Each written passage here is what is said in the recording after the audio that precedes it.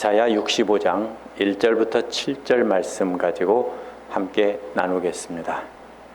지난주 말씀에서 하나님께서는 하나님을 등지고 사는 부정한 자들을 멸망하도록 내버려 두셨다라고 했습니다. 이사야는 이어서 하나님의 백성도 그대로 멸망하게 두실 것인지 물었습니다. 그러면서 이사야는 그 백성들이 거룩하기 때문에 구해달라고 하지 않았습니다.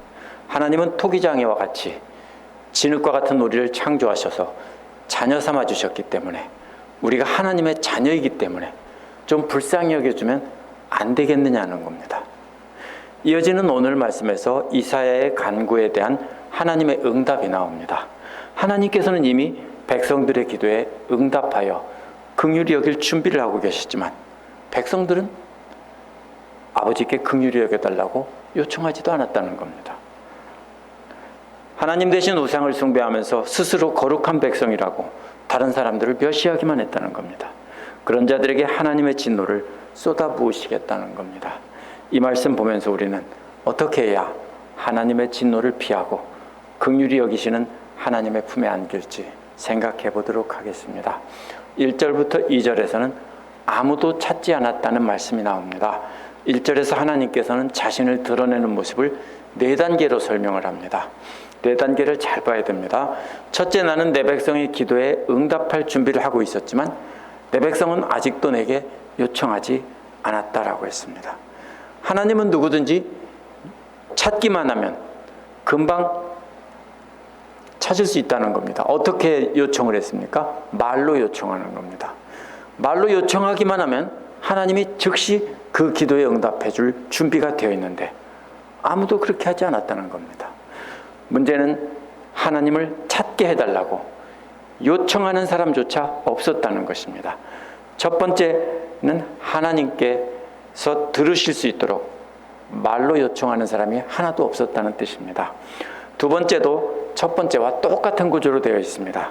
이는 누구든지 나를 찾으려고 언제든지 만나려고 준비를 하고 있었지만 아무도 나를 찾지 않았다라고 했습니다.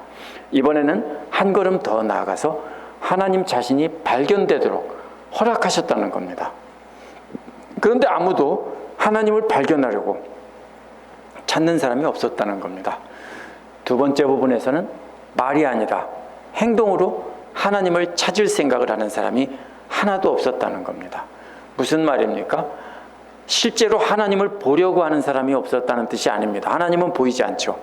하나님께서 행하시는 일을 눈으로 목격하고 확인하며 감사하려고 하는 사람이 아무도 없었다는 뜻입니다.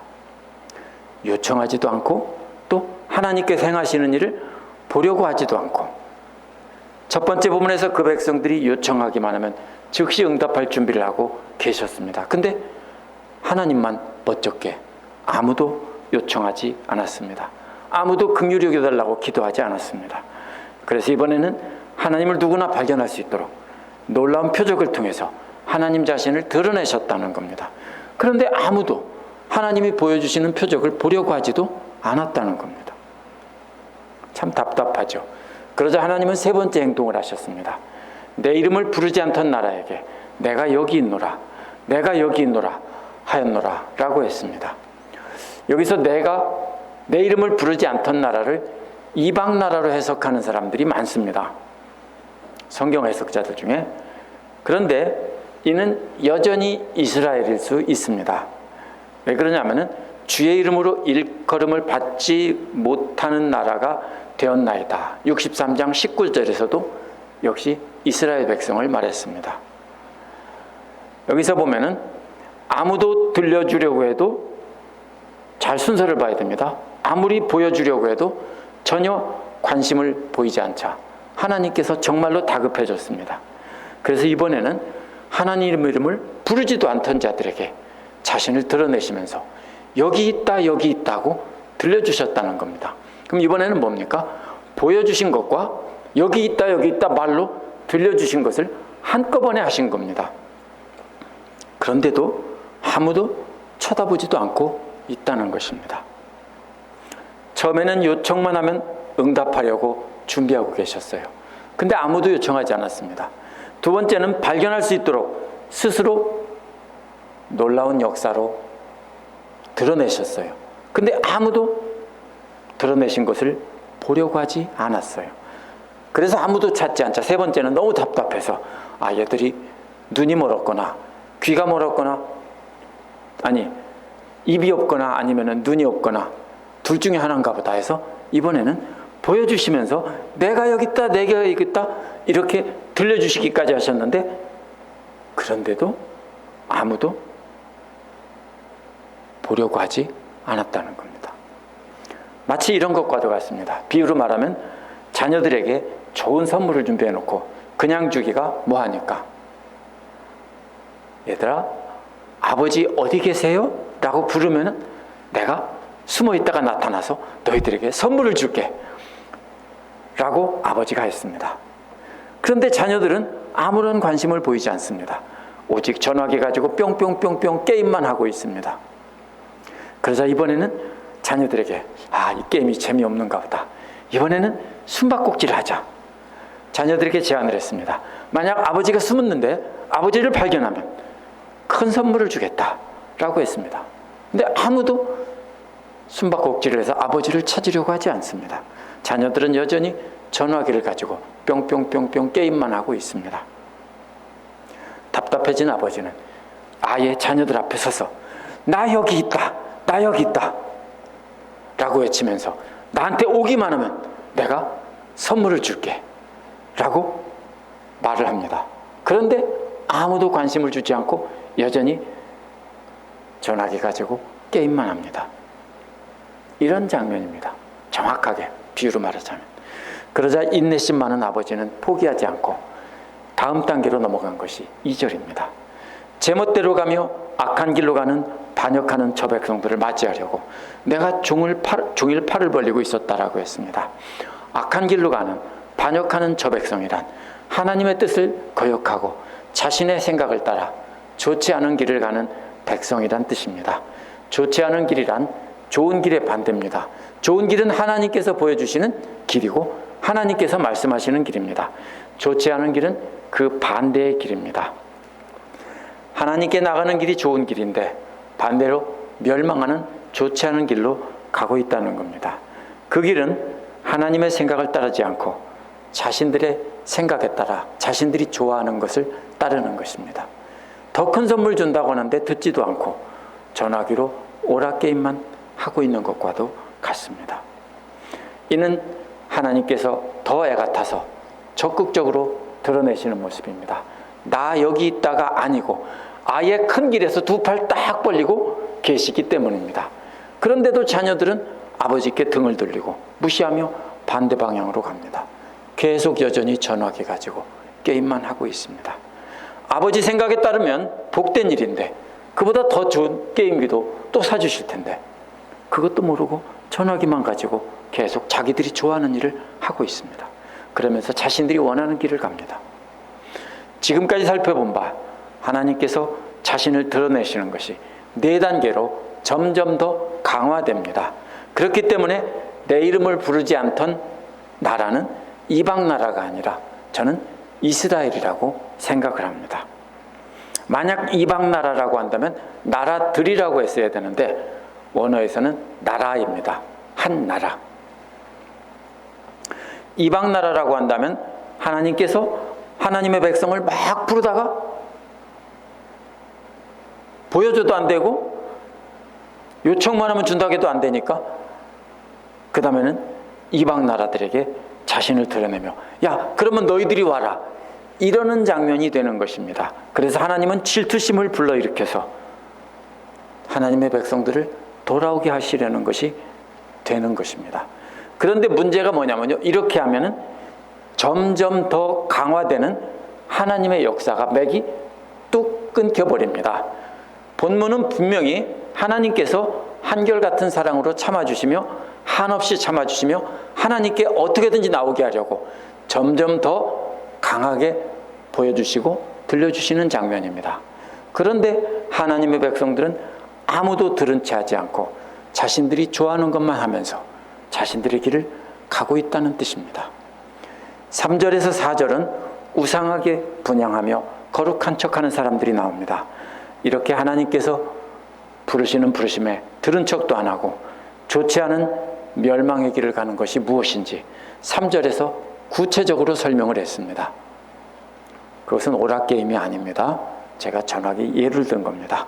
3절은 동산에서 제사하며 벽돌이에서 분향하며 내 앞에서 항상 노를 일으키는 백성이라고 했습니다. 동산이란 우상 숭배를 하던 언덕에 있는 상수리 나무 아래입니다. 그곳에서 우상 숭배를 하던 곳입니다. 그곳에서 짐승을 잡아서 우상에게 드린다는 겁니다. 여기서 초점은 짐승을 잡는 것에 있습니다. 벽돌 제단도 역시 우상 숭배의 장소입니다. 이는 상수리 나무가 아래가 율법에서 인정되지 않은 장소에서 희생 제사를 드리는 것이라면 벽돌 제단도 역시 율법에서 인정되지 않는 제단에서 제사를 드리는 것입니다. 출애굽기 20장 25절과 신명기 27장 5절 6절에서는 다듬은 돌로 제단을 쌓는 것을 금지시켰습니다. 그래서 벽돌도 마찬가지입니다. 다듬어 만든 돌로 제단을 쌓는 것은 금지되어 있습니다. 따라서 동산의 상수리 나무 아래서 짐승을 잡고 또 벽돌로 된 우상의 제단에서 또 제물을 드린다, 이런 뜻입니다. 분향한다는 말은 본래 희생 제물을 드린다는 뜻입니다. 그런데 출애굽기와 레위기를 보면 번제를 드린다고 할 때 주로 이 말을 썼고요, 향기로운 향을 사른다고 할 때도 이 말을 썼습니다. 따라서 두 번째 단어는 태워드리는 것에 초점이 있습니다. 제사를 드린다. 첫 번째는 희생제물을 잡아서 피를 흘려서 제물을 드리는 것에 초점이 있다면, 두 번째는 그 번제물을 태워서 향기로 드리는 것에 초점이 있습니다. 그런데 대상이 하나님이 아니라 우상입니다. 우상에게 제물을 잡아 바치고 또 벽돌로 된 제단 위에 불로 태워서 번제로 바친다는 뜻입니다. 그런데 내 앞에서라고 했기 때문에 내 얼굴 앞에서라는 뜻입니다. 무슨 뜻일까요? 하나님의 얼굴 앞은 하나님을 예배하는 장소 앞에서 그렇게 한다는 것입니다. 아마도 예루살렘 성전에서 그렇게는 안 했을지라도 그랬을 수도 있지만 바로 그 옆에서 하든지 이렇게 했다는 뜻일 겁니다. 하나님을 예배하면서 동시에 바로 곁에서 우상에게도 예배한다는 뜻입니다. 우리말식으로 바꾸면 내 코앞에서 이런 악한 일을 한다는 것입니다. 그럼 뭘 봅니까? 짐승을 잡아서 드리는 장면을 하나님께서 보십니다. 역겨워하십니다. 그 다음에 불로 태워서 번제로 드리면 하나님의 코앞이니까 냄새가 하나님의 코로 들어갑니다. 역시 역겨운 냄새입니다. 이는 하나님 아버지를 조롱하는 것이고 대놓고 아버지를 욕하는 아들과도 같습니다. 화가 머리끝까지 나도록 계속 아버지를 자극하는 모습입니다. 그래도 아버지는 한결같이 자기들을 사랑할 것이라고 무시하는 것입니다. 왜냐하면 구약 성경 전체를 보면 그래도 하나님은 계속해서 용서해 주셨기 때문입니다. 자기들이 하나님께 예배드리지 않는 것이 아니기 때문입니다. 이들은 거룩하게 하나님의 제단에서 예배를 드리면서 또 우상의 제단에서도 예배를 드린 사람들이기 때문입니다. 4절은 한 수를 더 떠서 더욱더 부정한 예배를 드리는 모습입니다. 그들은 밤마다 무덤 사이로 다니면서 죽은 영들에게 물어본다라고 했습니다. 무덤 사이에 앉아서 밤을 지새며 귀신들과 교제를 하고 이방신들보다 더 저급하고 더러운 영들에게 이렇게 교제를 하는 것입니다. 그래서 더 악한 일을 한다는 뜻입니다. 실제로 죽은 사람의 영이 아니라 악하고 더러운 귀신들과 교제한다는 것입니다. 또 돼지고기를 먹으며 가증한 물건에 국을 그릇에 담으며 라고 했습니다. 돼지고기와 가증한 제물의 국은 모두 우상 숭배를 하고 나서 나누는 장면입니다. 이걸 알아야 됩니다. 하나님의 백성들을 여기서 보면 몸을 그릇에 비유하고 있습니다. 우상에게 제사를 드리고 나서 그 음식을 먹는 것은 그 신들과 하나가 되는 의식입니다. 제물을 드리고 나서 그 제물을 나눠 먹죠. 우리도 그렇게 하죠. 옛날에 보면 제사를 드리고 나서 음식을 나눠 먹는 것처럼 이렇게 나눠 먹음으로써 그 신과 교제를 하고 모두가 그 신과 예배하면서 하나가 된다는 뜻입니다. 그래서 바울은 우상의 신전에 가서 밥을 먹는 것조차도 아주 심하게 반대를 했던 겁니다. 그래서 이들은 우상과 귀신들을 자기 몸에 담는 것입니다. 돼지고기를 먹고 그 국물을 마시면서 우상과 귀신들을 자기들 그릇 안에 담는 의식입니다. 그것을 상징적으로 표현했습니다. 이는 이사야 첫 부분인 1장 10절에서 17절에서 책망하신 모습과 여전히 똑같은 모습입니다. 이 백성들은 여전히 변함없이 하나님을 대적하고 자신들 안에 자신들의 탐욕으로 이렇게 더러운 우상 숭배로 가득히 채워놓고 있는 것입니다. 5절에서 7절은 그렇기 때문에 분노하시는, 진노하시는 하나님의 모습이 나옵니다. 5절은 앞부분은 그러면서 그들은 다른 사람에게 멀찍이 서 있어라. 우리는 거룩하니 너희가 우리에게 닿아서는 안 된다. 가까이 오지 마라 하고 말하는 백성이라고 했습니다. 누가 하는 말입니까? 이것은 제사장이 하는 말입니다. 제사장은 일반 백성들, 정결 예식을 치르지 않은 일반 백성들이 다가오면 제사장이 어떻게 됩니까? 더러워져서 하나님 앞에 예배를 드릴 수가 없습니다. 그러니까 뭐라고 합니까? 가까이 오지 마. 나는 거룩한 사람이야 하면서 외치는 겁니다. 그렇다면 이들은 완전한 우상숭배자가 아닙니다. 사실은 하나님을 예배하는 거룩한 자들입니다. 그 백성의 지도자들을 향해서 이사야는 그렇게 말하고 있습니다. 그래서 그렇지 못한 사람들을 부정하다고 밀어내며 내쫓는 모습입니다. 그러나 이들은 하나님을 거룩히 섬긴다고 하면서 더러운 자신들의 탐욕의 우상을 속에 담고 있는 사람들입니다.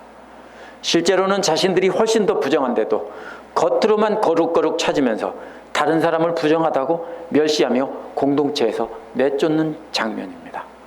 예수님 당시 제사장과 율법학자들과 바리새파 사람들의 모습과 100% 일치하는 장면입니다. 겉으로는 거룩을 찾지만 실제로는 자신들의 탐욕을 따라 우상을 섬기는, 우상과 귀신들을 자기 그릇 속에다 담아두는 아주 더러운 자들입니다. 이사야 시대나 예수님 시대나 똑같이 있었습니다.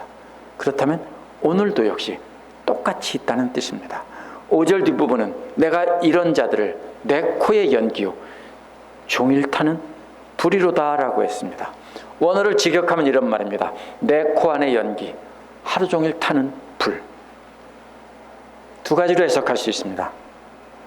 하나는 하나님이 분노의 콧김입니다. 그래서 하나님 코 안에서 연기가 나고 불이 나오는 모습으로 성경에서 그런 장면이 많이 나오죠. 볼 수 있습니다. 하나님의 진노의 콧김.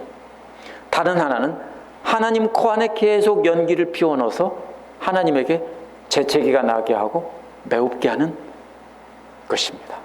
그래서 하루 종일 타오른다고 해석하는 것입니다. 어느 쪽이 맞겠습니까? 이런 데는 문맥을 봐야 됩니다. 문맥을 보면 바로 앞에서 우상과 귀신을 섬기면서 하나님의 성전에서 거룩한 제사를 드리는 더러운 제사장들이 바로 하나님의 코앞에다가 연기를 피워놓는 자들이고 종일 불타오른다라고 하는 것입니다. 이들이 성전에서 제사를 드리기 때문에 하루 종일 향을 피우는데 더러운 자들이 피우는 그 향은 하나님께 숨이 막히게 하고 계속해서 재채기가 나게 하는 그러한 연기와도 같다는 것입니다. 실제로 성전에서 향은 하루 종일 꺼지지 않습니다. 계속해서 향을 피웁니다. 근데 더러운 자들이 피우기 때문에 이것은 바로 하나님 앞에 재채기가 나게 하고 매웁게 하고 괴롭게 하는 것입니다. 이러한 거짓 거룩이 하나님을 역겹게 하고 하루 종일 숨 막히게 한다는 것입니다. 6절은 보아라, 이 모든 것이 내 앞에 기록되어 있으니 내가 갚고야 말겠다. 그들의 품에 갚을 때까지 절대로 잠잠하지 않겠다라고 했습니다. 그들의 품에 갚는다는 말은 곡식을 가슴으로 받는 장면입니다. 어떻게 가슴으로 받습니까? 손으로 받겠습니까? 곡식을 쏟아 부어주는데 그런 바보가 어디 있어요? 옷자락을 커다랗게 펴가지고 이렇게 해서 거기다가 곡식을 받는데 얼마큼요? 차고 넘치도록 받는 장면입니다. 좋겠죠? 먹을 것이 없는데 치마 같은 커다란 천을 입고 있습니다. 그럼 들고 있으면 자루가 되죠? 땅바닥에 다 차고 옆으로 채워져서 들고 있기 때문에 견딜만 합니다. 그런데 이것은 원래 이렇게 좋은 곡식을 가득 채워줘야 되는데 이것은 하나님의 진노입니다. 저들의 품에다가 하나님의 진노를 가득 채워준다는 것입니다. 그런데 이것은 단순히 옷자락이 아니라 이 품은 심장과 허파가 있는 몸의 중심입니다. 저들의 중심에다가 하나님의 진노로 가득 채워주신다는 뜻으로 해석할 수 있습니다. 7절은 너의 죄악과 너의 열조의 죄악들을 함께라는 말이 원어에서 먼저 나옵니다. 영어 번역을 보면 ESV나 NIV나 NLT는 모두 이것을 6절에다 이어놨습니다. 무슨 말입니까? 그러면 가득 진노로 채워주겠다. 너의 죄악과 너의 열조들의 죄악을 함께, 이렇게 6절에다 붙여서 읽을 수 있는 것입니다. 그러면 가슴이 차도록 갚아주시는데 하나님을 모독한 너희들과 너희들 조상들의 죄악까지 함께 묶어서 다 가득히 부어주겠다, 이런 뜻입니다. 문제가 됩니다, 이것이. 왜요? 예수님께서 뭐라고 질문했을 때 뭐라고 했어요? 이 사람의 죄 때문입니까? 아니면 그 조상의 죄 때문입니까? 예수님이 뭐라고 했어요? 누구의 죄도 아니다라고 했죠. 그럼 이게 뭔 말이에요? 성경이 앞뒤가 안 맞나요? 그렇지 않습니다. 조상들의 죄를 자손들이 받는다는 뜻이 아닙니다. 조상 때부터 그러한 우상숭배가 계속 이어져 내려왔고 너희에게까지 이르러서 결코 끊이지 않았다는 겁니다. 근데 왜 조상들 몫까지 받아요? 조상들에게 계속 경고를 했는데 듣지 않았어요. 그렇죠? 그것을 이 이사야 당시 백성들에게도 계속 경고해서 듣지 않았어요. 조상들은 다르죠. 왜냐하면 자손들보다 경고를 적게 받았어요. 그렇죠? 조상들은 훨씬 조금 경고를 받았고 내려갈수록 더 많은 경고를 받았어요. 그렇기 때문에 그 조상들이 받은 경고까지 다 몰아서 너희들에게 한꺼번에 다 쏟아부어 주겠다, 이런 뜻입니다. 따라서 책임은 누구에게 있습니까? 우상숭배를 한 그 사람들에게 책임이 있습니다. 특히 우리는 더 많은 경고를 갖고 있죠. 구약에도 가득 차 있고 신약에도 가득 있습니다. 우리는 이사야 당시 사람들보다 더 많은 경고를 갖고 있으니까 우리는 만약에 그렇게 한다면 더 많은 진노를 받는 것입니다. 우리가 하나님을 신실하게 섬기면 우리 조상들의 죄악을 우리에게 묻지 않으시는 겁니다. 왜 이렇게 갚아주십니까? 그들이 산 위에서 분향하며 작은 산 위에서 나를 능욕했다라는 말에 이유가 있습니다. 산들과 작은 산들은 우상숭배하던 신전을 말합니다. 그런데 이들은 하나님의 성전에서 거룩거룩 찾는 자들이기 때문에 하나님의 성전에서 예배하는 것조차도 가증한 것입니다. 거룩이라는 것은 무엇입니까? 구별된 겁니다. 섞이지 않은 겁니다. 혹시 깨끗한 밥 한 솥단지에다가 혹시 똥 묻은 쌀 한 주먹 넣고 밥을 했으면 그 밥은 깨끗한 밥입니까? 조금밖에 안 들어갔는데요. 거룩이라는 말은 조금이라도 들어가도 안 되는 것입니다. 그런데 이들은 바로 우상숭배를 가득히 하면서 성전에서 형식적으로 예배하기 때문에 그들의 품에 갚아주겠다, 그들의 가슴에 진노를 가득 채워주겠다라고 한 것입니다. 4절에서 나온 더러운 그릇에 우상과 악한 귀신들의 영으로 가득 부었는데 그 자리에다가 하나님의 진노를 가득 부어주겠다는 겁니다. 오늘 말씀에 나타난 핵심 비유가 뭡니까? 그릇입니다. 우리 몸을 그릇에 비유했습니다. 문제는 그릇이 아니라 그 안에 무엇이 담겨 있느냐가 문제입니다. 오늘 말씀에 나타난 더러운 우상숭배자들은 겉으로는 거룩거룩해서 하나님을 섬긴다고 했습니다. 그러나 그 내면에는 자신들의 탐욕을 따라 우상을 섬긴다고 했습니다. 하나님을 사랑한다고 섬긴다고 말하면서 행동으로는 항상 거룩거룩하며 예배를 드리는 삶을 살지만 그것은 거룩이 아니라는 것입니다. 하나님은 그릇을 보지 않고 그 안에 담겨있는 중심을 보시기 때문입니다. 하나님을 예배한다고 하면서 마음속에 세상 것을 사랑하고 더 사랑하고 그러한 세상 것을 얻고자 하는 탐욕으로 가득 채워져 있다면 그런 사람이 바로 하나님의 진노를 가득 부어줄 멸망할 자들인 것입니다. 예수께서도 누가복음 11장 39절에서 잔과 대접의 겉은 깨끗하나 너의 속인즉 탐욕과 악독이 가득하다라고 하셨습니다. 44절에서도 평토장한 무덤과도 같다고 하셨습니다. 어쩌면 이렇게 이사야 당시에 사람들과 마태복음에 또 요한복음에 나오는 예수님 당시의 사람들과 똑같습니까? 회칠한 무덤이라고 되어 있습니다. 이들은 모두 정확하게 일치합니다. 예수께서 저주한 자들과 이사야가 하나님의 진노를 가득 채워준다라고 이사야를 통해서 말씀하신 것이 딱 맞습니다. 그러면 오늘은 어떻습니까? 오늘도 정확히 딱 맞습니다. 어떻게 해요? 말로만, 겉으로만 거룩거룩 찾으면서 자신보다 못한 사람들은 더럽다고 정죄하는 영적인 교만과 위선으로 가득 찬 사람들에 대한 정죄입니다. 실제로는 뭘 찾습니까? 세상 영광, 세상 욕심으로 잘 먹고 잘 살고 세상에서 영광 누리는 것을 생각이 가득 차 있습니다. 실제로 죽어서 천국 간다 이런 거에는 관심이 없습니다. 말로는 그렇게 말하는데요. 뭘 보면 알아요? 돈을 쓰고 행동하고 살아가는 것을 보면 금방 압니다. 안 믿어요? 거짓말인가요? 많은 분들이 그래요. 죽으면 끝이라고 생각하는 분들이 너무 많아요. 우리는 겉으로만 깨끗한 그릇이 아니라 속까지 깨끗한 그릇이어야 합니다. 우리 생각 따로 남을 정죄한다면 겉만 깨끗한 그릇입니다. 우리 안에 거룩한 하나님의 말씀이 담겨 있고 그 말씀 따라 순종하려는, 사랑하려는, 원수까지 용서하고 사랑하려는 그 마음을 우리 안에 담고 있다면 그 마음이 하나님의 마음이고 그 마음이 예수님의 마음이고 그것이 바로 하나님입니다. 우리 안에 하나님을 가득 담고 있는 것입니다. 그러면 우리는 하나님께서 놀라운 은혜로 가득 부어주실 것입니다. 함께 기도하겠습니다.